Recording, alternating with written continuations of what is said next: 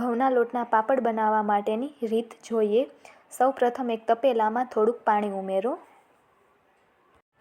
ત્યારબાદ તેમાં પાપડ માટેનો ખારો 1 ચમચી ઉમેરવો।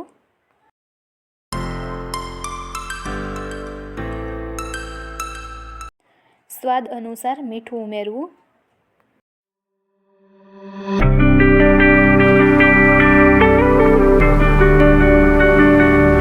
પાપડના લોટ માટે ઘઉં, ચોખા, અડદની દાળ અને થોડાક સાબુદાણાનો લોટ દળાવી લેવો। હવાલાની મદદથી લોટને બરાબર ચાળી લેવો। પાણી ઉકળી ગયું છે, હવે તેમાં આ લોટને મિક્સ કરવાનો।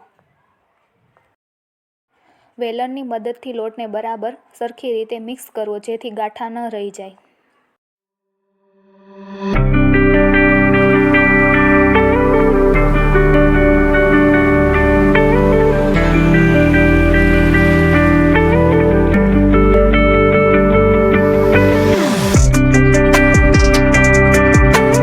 પાપડ માટેની ખીચી તૈયાર છે। એક કાથરોટની અંદર થોડુંક તેલ લઈ અને ખીચુંને ટ્રાન્સફર કરો અને સરખી રીતે એને મસળી લો।